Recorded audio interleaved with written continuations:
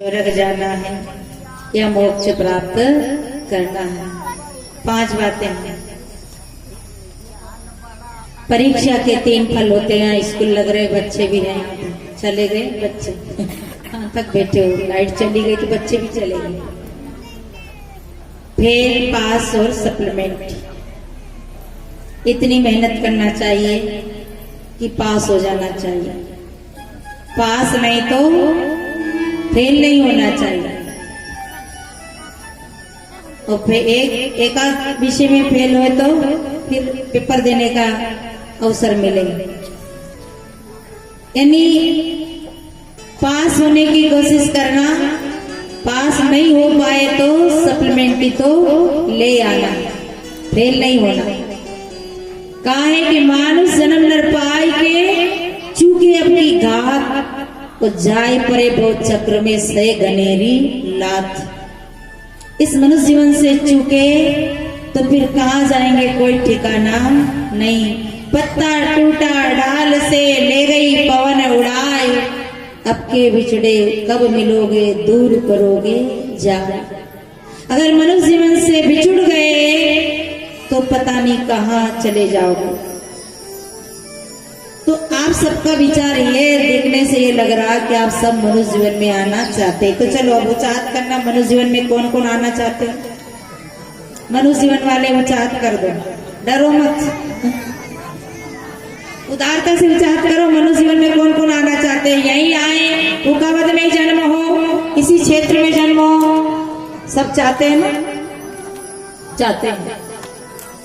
एक बच्चा जब वो स्कूल में जाता है तो उसके अंदर एक तमन्ना होती है, एक इच्छा होती है कि मुझे डॉक्टर बनना है, इंजीनियर बनना है, कि कलेक्टर बनना है, क्या बनना है। आप हम सब सोचे विचार करें। एक बच्चे को एक ऑफिसर बनने के लिए, एक अधिकारी बनने के लिए बचपन से लेकर 15, 16, 17 साल तक आंखें फोड़ना पड़ती है। तब भी कोई कोई भाग्यशाली बन पाता है, नहीं तो वो भी चूक जाते हैं। एक पद अधिकारी बनने में, एक अधिकारी बनने में पूरा 17 साल 18 साल समर्पित करता है, तब वो अधिकारी बन पाता है। और फिर भी बन पाता कि नहीं उसकी तैयारी के अनुसार। सोचो, एक अधिकारी बनने के लिए पूरा जीवन समर्पित कर देता है, तो मानव जीवन रूपी पद को प्राप्त करने के लिए हमारी तैयारी क्या है? विचार करो। कहते दया, दान, धर्म, परोपकार, सेवा, भक्ति, पुण्य का फल मानव जीवन है। और हमने कई बार ये सुना कि बड़े भाग मानुष तन पावा। फिर यूं कहते कि 84 लाख योनियों में भटक करके मनुष्य जीवन मिलता है, ये भी कहते हैं। तो हम और आप विचार करें कि उन योनियों में हमने कौन सा पुण्य कमा लिया जो उदय हो गया। ये सोचनी बात है। आपने कथाएं तो बहुत सुनी होगी, परंतु ऐसी गुण भरी बातें आपको नहीं मिली होगी। और ऐसे रहस्य भरी बातों से आदमी वंचित रह जाता है। यूं कहता है कि वो तो अवधूतापंथी है, तो धूतापंथी है, तो नास्तिक पंथ है। ये चक्कर में पड़कर सार समझने से हम दूर वंचित रह जाते हैं। विचार करिए कि हमारी तैयारी कैसी है। एक अधिकारी के लिए इतनी तैयारी करना पड़ता है, तो हमारी तैयारी कैसी है? सोचो, क्या हमारे पास दया का बैलेंस है, धर्म का बैलेंस है? मोबाइल में बैलेंस हो तो बात चले, बात होती रहे, बैलेंस खत्म तो बात खत्म। आपके जीवन में अगर शुभ गुणों का, सद्गुणों का, शुभ संस्कारों का बैलेंस नहीं होगा तो हम मनुष्य जीवन में नहीं आ सकते। और हम कहते हैं कि पुण्य उदय हुआ तब मनुष्य जीवन मिला। तो कौन सा पुण्य? 3 प्रकार के कर्म होते हैं, क्रियामान, संचित, तो प्रारब्ध। तो क्रियामान यानी अभी जो कर रहे हैं ये वर्तमान का कर्म, इसे क्रियामान कर्म कहते हैं। और ये हमारे कर्म कैसे हैं। इन कर्मों का संचित होता है। जैसे अभी आपने खेत में गेहूं बो रखा, गेहूं बोया, खेती में ट्रैक्टर चलाया क्रियामान, बोया क्रियामान, पानी दे रहे क्रियामान, फसल पक गई क्रियामान, काट लिया क्रियामान, निकाल लिया क्रियामान, और निकाल कर कोटी में रख दिया तब तक क्रियामान। अब कोटी में क्या रखा, गेहूं रखा तो कोटी के मुंह से क्या निकलेगा, गेहूं। चना रखा तो चना, मक्का रखी तो मक्का। अब चना रख दिया और खाने चाहे गेहूं तो मिलेगा। बहुत सरल बात है। मनुष्य जीवन एक कर्म भूमिका है। यहाँ जो हम कर्म करते हैं वो क्रियामान कर्म जो संचित रूप में जो हमने गेहूं कमाया है तो हमारी कोठी में गेहूं है और मक्का कमाई तो मक्का है। अब पड़ोसी ने धनियों बो दियो, साहब धनियों की कीमत बहुत है, कहते 22,000 को कुंटल बिक्यो धनिया। आपको घणो मन चल रही होगा कि अपन भी बो देता तो 22,000 रुपया कमा के ला, पर बो कैसे बो नहीं पाए। तो जीवन में हमने जो कर्म बोए हैं वही हमें काटना पड़ता है। तो मनुष्य जीवन के दया दान पुण्य धर्म के संस्कार ही, जैसे हमने 10 किलो पाप कमाया, कितना, अब ऐसे ही समझा दो, 17 किलो 10 किलो, अब 10 किलो पाप है और 100 ग्राम पुण्य है, तो 10 किलो ज्यादा है 100 ग्राम ज्यादा है, 100 ग्राम ज्यादा है, 10 किलो ज्यादा है ना। अब अपन को क्या करना है, 10 किलो को घटाने के लिए उस 100 ग्राम को बढ़ाते जाओ, बढ़ाते जाओ, बढ़ाते जाओ, बढ़ाते जाओ, और जब वो 10 किलो हो जाएगा तो ये पाप कितना रह जाएगा, 100 ग्राम।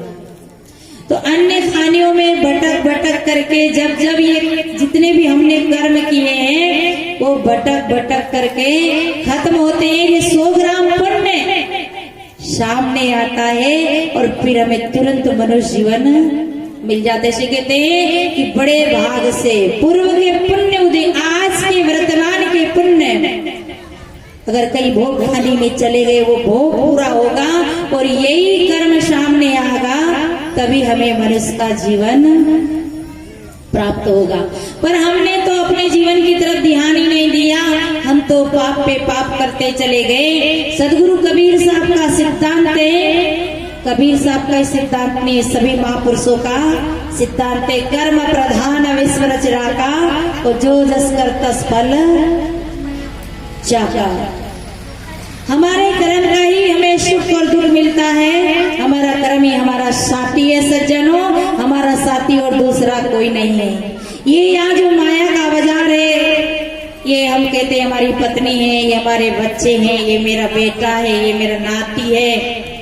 आपका कोई बेटा नहीं, आपका कोई नाती नहीं, कई बार जन्मे और कई बार मरे।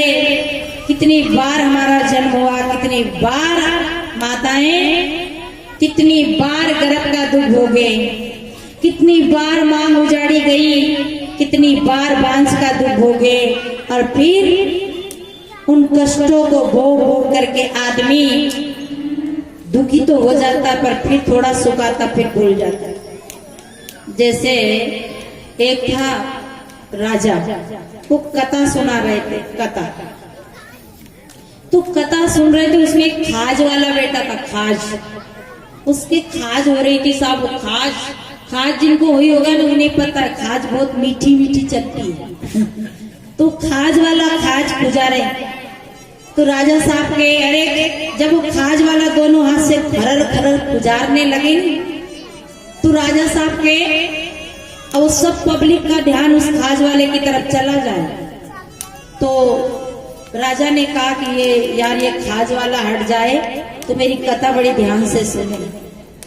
तो राजा ने खाज वाले को बुलाया, कान में कहा कि देख तू खाज मत गुजारना, तुझे मैं 10 गांव दूंगा, उसमें तेरा गुजारा कर। उसने कहा यार मेरी खाज तो बहुत काम की, 10 गांव मिले। उसने मन को गट कर लिया, ओ बिल्कुल एकदम तेताज हो गया। और वो क्या किया, खाज नहीं खुजारने लगा, क्योंकि 10 गांव मिलने की बात थी। पर खाज तो खाज उठी, फिर लगा खरर खरर खुजार। राजा ने कहा देख अब तू खाज मत खुजारना, तुझे 2 लाख रुपया दिया जाएगा। उसने कहा 2 लाख को मामलो, अब खाज नहीं खुजारेगा। उसने मन को गट कर लिया, पर खाज तो खाज, फिर खाज उठी। शरीर को मन को खूब गट किया, पर खाज उठ गई और खाज गुजारने लगा। फिर खाज गुजार लिया तो राजा की कथा तो नहीं सुने, उस खाज वाले को सब देखने लगे। राजा ने कहा अरे खाज वाला आधा राज दूंगा, पर तू खाज मत गुजार। उसने कहा तो आधा राज की बात आ गई, अब तो जरूर खाज नहीं गुजारेंगे। मन को गट किया, बहुत संभाला, बहुत इधर उधर देखा, परंतु साहब खाज तो खाज। ध्यान से सुनना, मैं खाज वाली बात इसलिए कह रही हूँ, हमारा मन बड़ा चालाक है, कहाँ कहाँ गड्ढे में गिरा देता पता नहीं चलता। फिर राजा ने मन को रोका और फिर खाज को संभाला। संभालते संभालते क्या हुआ, वो तो खाज फिर उठ गई। राजा ने कहा पूरा राज दूंगा, पर तू खाज मत पूजा ले। उसने कहा कि राजा साहब अब तो जरूर, क्योंकि पूरा राज मिल रहा, मेरी खाज बड़ी काम की।